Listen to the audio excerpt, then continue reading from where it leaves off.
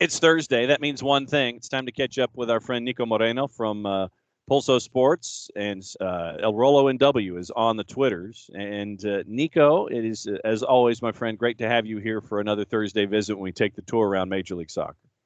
Hey, as always, it is my privilege. I'm just excited to always be on with you guys. It is a wonderful Thursday morning here in the Pacific Northwest. It is sunny. It's going to be hot, about 80 degrees today. So getting my shorts ready, and I'm just excited to be on. First or second cup of coffee, first and foremost? This is actually my first. I woke up rarely late today. I had a late meeting, and the kiddos are out of school. So my oldest had football practice, and he kind of did his own thing, got up, got ready. So this is my first cup of coffee, my man. All right. So with your first cup of coffee and my first cup of Mountain Dew for the day, well, let's let's get into things. And I guess let's start from 30,000 feet. And there was a philosophical question that I want to get into with you a little later on. From 30,000 feet, looking at the Rivalry Week, sponsored by the beer that has the red star and the green bottle, what stood out to you from Rivalry Week? What stood out from Rivalry Week? I guess if we were to do a good and bad, one of the things that stood out, and it's beginning to look maybe worrisome for the folks down in Dallas. Yeah. It was that FC Dallas Austin game. I mean, we continue to see this team not get wins, have issues defensively. They have all this firepower, if you will, up top, and they have the movements, and they get the ball forward. But they continue to just lack results. And Austin, in quite the opposite, they're so contained, so poised. They seem to always be in their own game plan. And they tied that 1-1 against FC Dallas. So that one was telling to me, just because we had so many doubts about Austin. Right. And we were so high on FC Dallas, because we looked at the roster and Ariola and Ferreira, and we just thought that they were going to just be a juggernaut. And right now, it's not looking that way. So that one was interesting to me. Truly enjoyed that Atlanta-Orlando City game. That was fun. I mean, it was just back and forth. It was a lot of action. All the way to like the last second of the game, Atlanta was trying to win that one. So I really liked that one. It showed me what Atlanta can do, but it showed me that there still is no cohesiveness exactly. I mean, they have a good team, and the pieces are there, but Gonzalo still hasn't quite been able to figure it out. But I think he's getting close. So that game was fun. I really enjoyed that one. So on an opposite, on a positive, I really enjoyed that Atlanta side. On not so much, and kind of thinking about other things with Dallas, that was my negative one for the week. Now, all right. So since you mentioned Atlanta and Orlando City, we'll get into the philosophical question, and I'll get into my good and bad afterward. And it was a question that I brought up with Jarrett once Disco came out with their 3 verdicts on the week. And you had Kamal Miller get a fine for not leaving the field in a timely fashion. I get that. That's, whatever. Mm-hmm. 10 minutes to go. I get it. You're trying to milk a win. You're up 1-0. So you're going to do what you do. Right. Then Tati Castellanos, hands to the face, I guess in an inappropriate manner or whatever, where he kind of does the thing from The Godfather, where you just kind of sit there and you kind of pop the guy on the cheek a couple times. He did that to Tom Barlow, and I talked to Dylan Butler about this earlier in the week as well. But that gets Tati Castellanos a fine. Then what we see with Marcelino Moreno is getting grabbed multiple times, and his progress is being slowed, if not stopped. Then Marcy goes to ground, and Disco views that with a fine. So my question really is a philosophical one. and it comes to pro and disco and the inequality of suspensions and numbers for things where, like, if we get into the Thiago Almada discussion, where he has contact with a ref and he gets 3, and Jose Martinez has worse contact and his is less, and all of these different kinds of things.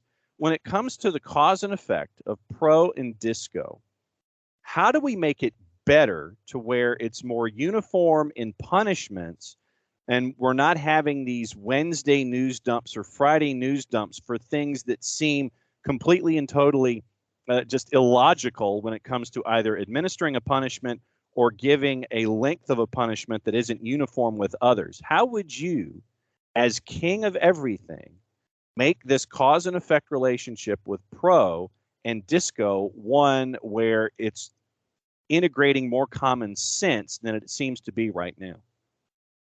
That's a real difficult one. I really think that maybe there needs to be a bigger emphasis on this circumstantial situations and get these referees some unified training. And I know they do have some, but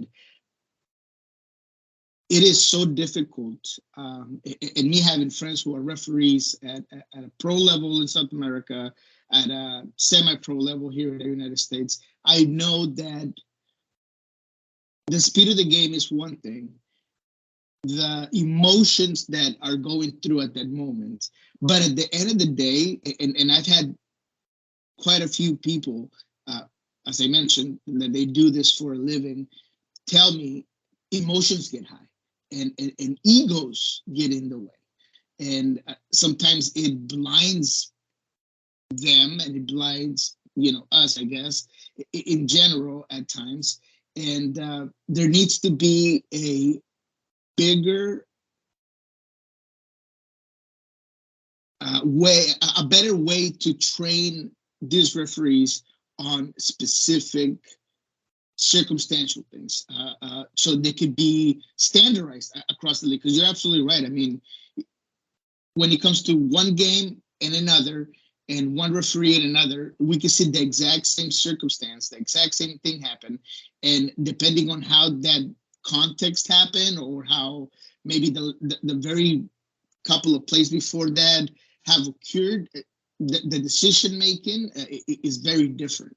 So I would say that there needs to be, if I was the king of everything, as you said, I would do more of that particular training on referees rather than on just the rules, the regulations, and where to stand, how to follow the play. But that's just my take on it. I don't know if that is the solution. Refereeing has always been a very imperfect thing, and that was even before, obviously before VAR, but even after VAR. I was never a fan of VAR initially because I knew that it wasn't gonna make it perfect. It was just impossible. So with that said, I do think that as a league, more can be done so these types of situations have more of a standardized way to go about them. What about transparency in the process? So we've seen it in, I want to say it was in the USFL, for those that dig spring American football. And I think we saw it in the XFL as well last year, where you had an open window to the discussion from the referee on the field to video assistant referee as to what VAR is looking at, what the ref thought he saw, and that conversation. Do you think that having that kind of transparency in soccer would help fans understand rationale and how things are going and why things are thought of in a certain way, since we can only have the pool reporter try and ask the right question to the center ref in a situation and hope that the answer is given from the question that you wanted to have asked? Wow, that's actually, I think that'd be quite good, because that would also take care of the other aspect. if I know as a referee that what I'm saying in this conversation, or that what the VAR referee is trying to explain to me is going to be out there in the open, then maybe I'm more careful about checking my emotions and maybe giving it a third or a fifth look, because I know that that's going to come out. So yeah, maybe. I mean, obviously the audience and everyone would feel like they have a better understanding of that particular moment. But I think it would also, in one way or another, make that referee more cautious of what he is saying and the delivery of that situation. I don't know if the league would go for that. I was going to say, but that's actually quite good. And in those spring football leagues, it is a conversation that is aired live. It is not something that is tape delayed. It's conversations that are going on between ref and VAR. They're live. It's a live conversation, and you've got play-by-play in color listening in on it, and they're reacting to what's going on with VAR and ref and all of that kind of stuff. But to your point, pro and Major League Soccer would have to sit there and go, yeah, I'm game for that. And I don't quite see that cloak of that cloak being pulled back so everyone can see how the sausage is being made. Yeah. That's a very interesting one. Man, you're deep. I like it. I like it, but I don't see it happening, man. That's it could expose referees to a certain extent. But hey, man, I mean, I guess at the end of the day, if that's what we're trying to do is to just better the game. Yeah. And we're already doing the VAR thing to try to get closer to, not perfection, I guess, but just to make the game a lot cleaner in many aspects, and giving, that referee the benefit of the doubt that he needs that extra help.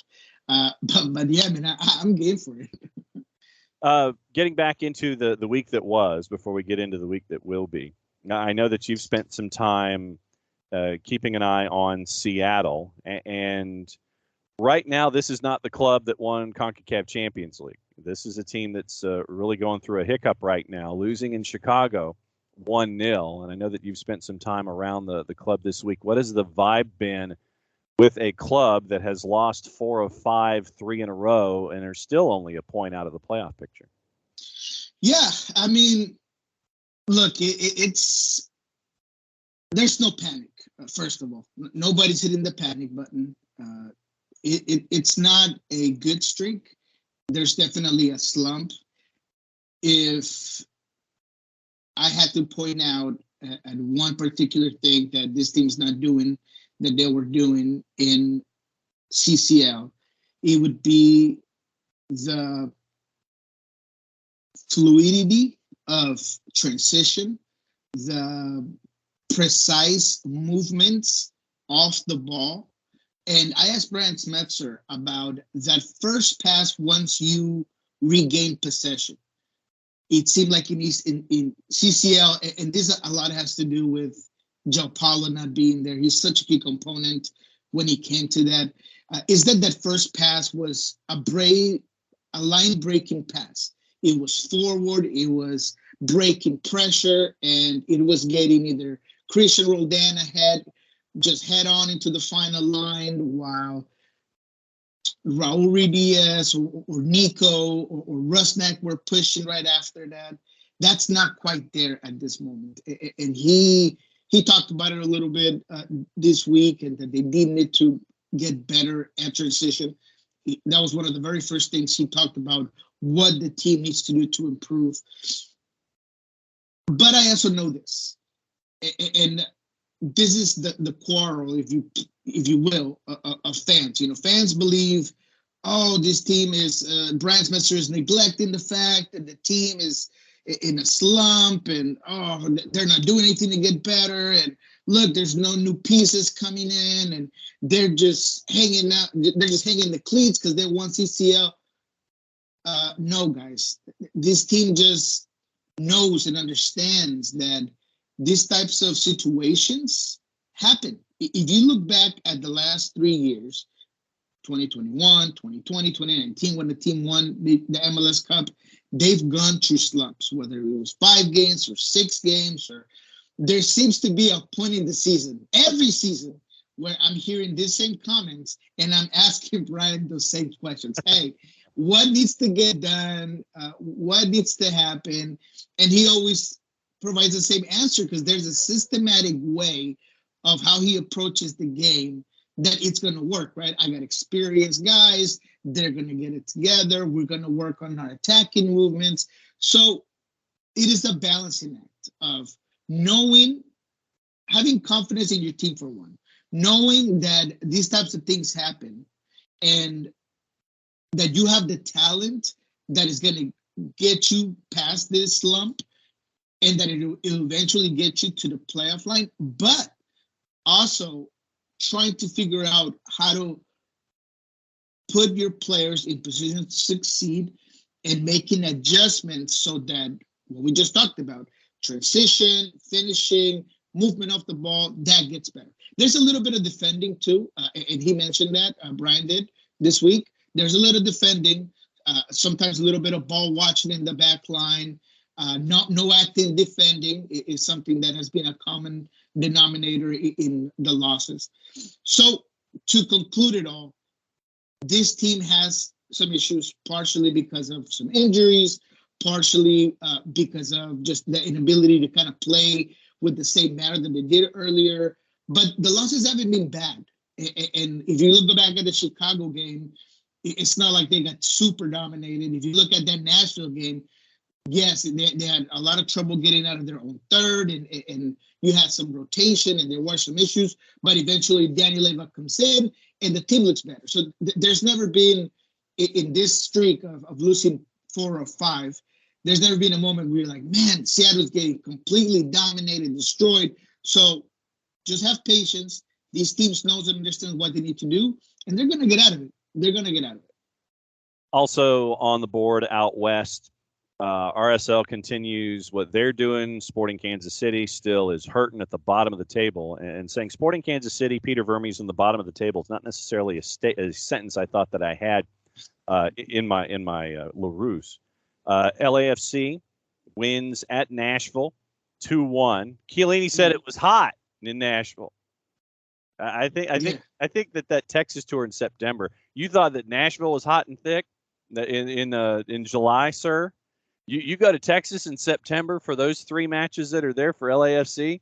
That's going to be an interesting one. Nashville SC, they've had problems since the win in Open Cup in the early rounds where they came from behind at Geodis to beat Atlanta United. They haven't been the same team. Nashville just seems to be kind of hiccuping right now in the West. Yeah, well, let's start off with just talking about LAFC real quick, because I do want to give my 2 cents on Bale's debut and Chiellini and his comments. I'll make it concise. Chiellini is a guy that played 60 minutes. He did good. He wasn't amazing. I continue to stand by my comments of I didn't think that this move was necessary and the resources really didn't need to go there. The stats that he provided, the play that he did is something that I don't want to sound disrespectful, but a lot of center backs that would come into a team could do. He mentioned the weather.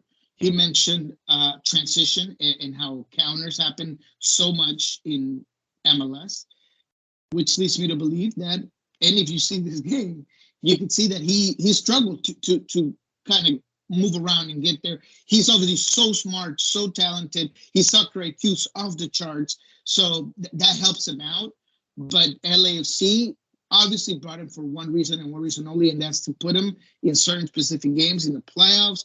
And once he's more fit and all of that, but I think he was okay. And then Bale, for me,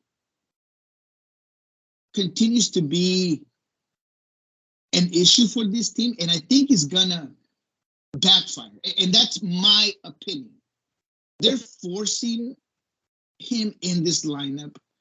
They moved Bella to the false 9. There's talks about Chicho leaving. And I think that if Cherundolo and LAFC put all their eggs in the bail basket, it's going to crack. Okay. And it's not going to work. He looked out of shape, and I get it. This is preseason. He hasn't played in a long time. To me, he looked like he was breathing heavy, mouth open.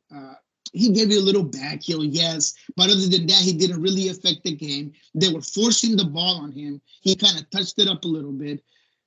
It's his first game, so I'm not going to give you analysis and I'm going to tell you that this is it. No, I'm not saying that. But to me, it seems like they're going to force him in this lineup. And I am a true believer that what is not broke, you don't fix. And they're trying to reinvent the wheel. And I think it's going to just backfire on them, man. That's just my belief. Minnesota United, ever since they signed Adrian Heath to that big contract and got the staff signed to the contracts as well, got the contract renewal, Minnesota United have been beating everybody, including Everton, knocking off DC United. I know it's DC United, but what Minnesota United, man, ever since the contract extension was named, it's they've been storming up the charts too. And right now you look at Minnesota, they're fourth in the table, 2 points out of third. They've won 4 of 5. What is going? I mean, is it as simple as sitting there saying that it's Reynoso and just letting him run? Reynoso is definitely a factor. I mean, he's probably having the best season since he's got in MLS. He looks comfortable. He looks inspired. He has 8, 9 goals. He's just scoring more than he's had. He has more goals right now than he's had in any season since he got into MLS. The squad rotates around him. And yes, things have looked good for Minnesota. And this Everton game was just hilarious, just the way it played out. And the 4-0 was unexpected. And, Reynoso played well. And I mean, it was a great game. It was fun to watch. But let's not get ahead of ourselves. Even after beating Everton, I would put my money on Nashville getting to the playoffs and getting farther in the playoffs with their issues that you mentioned that I totally agree with, than Minnesota. And this is why. Because I feel like perhaps Minnesota's ceiling is higher. Yeah. But Nashville's floor won't go as low, right? So at their worst, I feel like Nashville can battle it out. They can go back to their identity and system. Gary Smith will know how to put it together. But at the other end, yes, Minnesota looks good. They're talented. They can be exciting at times. But once the team is challenged and they have to defend and they have to be at a moment where the team needs it, they've never been able to prove that. Regardless of how things are going right now, I have a real hard time trusting Heath in a moment where he needs to make the right sub or have this team rallied up with what he's saying. So I'm still not buying it. Good for Minnesota. They've looked exciting. Great job at beating Everton and having Adrian Heath Day, just fantastic. But at the end of the day, I still don't trust that team. There's a lot of holes. There's a lot of question marks still for me. But we'll see. They're in a good moment. Let's get into the weekend that will be. Niko Moreno, El Rolo and W on the Twitters for his weekly visit with us here at Soccer Down here on his first cup of coffee. And on the weekend, Saturday, Sunday, you're looking at the Tati Castellanos farewell match at home against Inter Miami. You've got Cincinnati, who's intriguing, against hosting Nashville, Orlando City against Philadelphia. There are matchups this week that are interesting for a bunch of different reasons. You've got your match at home against Colorado, which I think is interesting. You've got Portland hosting San Jose. I think you should take the over. And then on Sunday, Austin hosting Red Bulls and LAG hosting Atlanta United to wrap up the weekend. What are you looking at this weekend? What's on the Niko remote control? Well, there's a lot to look at, and you're right. Maybe not all are soccer reasons. Starting with this NYC game, you need to watch Tati's last game. He looks to be ready to move on to Girona. He has been an outstanding player for not just New York City football team, but for the league in general.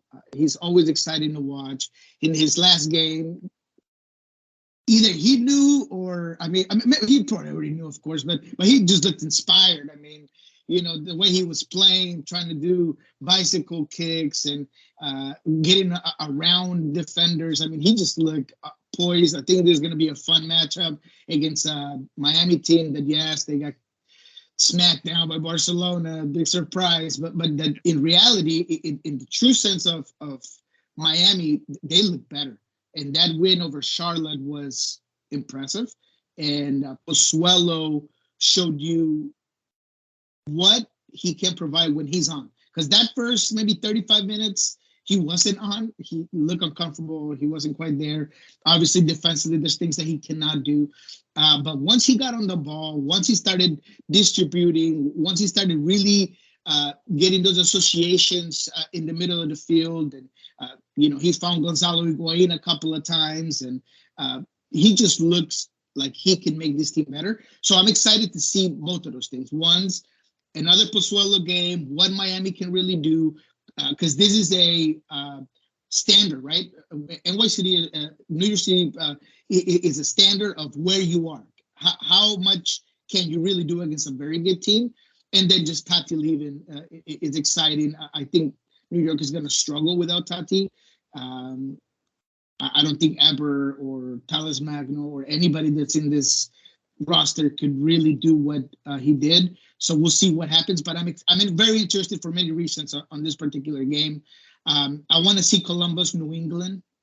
Maybe not many favorites on this game, but I do want to see it. Cucho Hernandez has been so fantastic. This new Celarayan, Cucho Hernandez partnership reminds me of the Almiron, Joseph Martinez, of the Tati Morales, the Nico, Raul Ruiz. I mean, they just are synced in. Mm-hmm. And if this Columbus team can continue to just get better and better and better and look as poised as they have and dangerous in the final third, and man, I would put some money on Columbus really getting on a hot streak here. So I'm very interested in that one because of that, not necessarily because of New England, but just of how Columbus can play that particular game. And just so I don't get too far forward, the Seattle Colorado is interesting. Obviously, Seattle needs this game at home. They need to get out of this slump. Colorado, I think Fraser knows this team very well. Brian mentioned it this week as well. So that's a very interesting one. I'll be looking at that one just because of the need of this team to get out of that slump. I don't think it's going to be very exciting. I think it's going to be a low-scoring game, but we'll see what happens on that one. And then for the Sunday, the LA Galaxy Atlanta game is the one that I'm really looking forward to. LA struggling. Questions are being asked. Mm-hmm. We still don't know what they can do in the final third. We still don't know what they can do in central midfield, that I think is their biggest weakness. They have issues in the back line. And Atlanta, they're coming from a game where I thought they were better than Orlando. They just couldn't really put it in the back of the net. Can they use this game to go out there and really put it down on LA Galaxy? Because I'll repeat, a team that has defensive issues. Can Atlanta get out here and score a couple of goals and really get some momentum for the second half of the season and really put it together? That I'm interested in seeing. I want to see more of Jose Martinez and Cisneros working together. Marcelino Moreno doing his thing. Dumdar coming off the bench and being an impactful player as he was in the last one. Almada continuing to get confidence, and I'm hoping that both Marcelino Moreno and Jose Martinez are working on making this triangle of talent, because I think it's a very good pairing. in general, those three can really combine well. So I'm just excited about that one. What is going on these days with the written word and the interviews and the conversations that folks need to keep an eye on where you are concerned out west?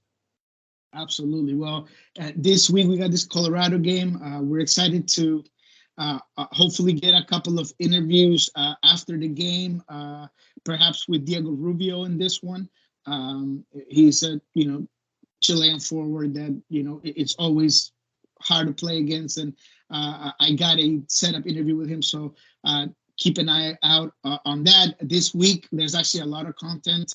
Albert Rusnak talked to us in a scrum about where the team is, what needs to change, what's different, his parents with Danny Leyva. And then we have scrum with Danny Leyva, a young talent that everybody has to watch. He has been looking to get in the starting lineup with this team for a very long time. And just now he's getting that chance. He's been impactful in the last 3 games in Toronto, even when he came into the sub against Nashville. This last one in Chicago, he was one of the few bright, constant spots for the Sounders. So go out there, check it out, listen to this kid, and then watch him again on Saturday, because he's a very good young talent. Danny Leyva, I remember that name. He's really good. And that's all we have at Pulso this week. Niko Moreno, El Rolo NW on the Twitters, on his first cup of coffee. Thursdays with Niko. Great to catch up with you, my friend. We will do it again next week.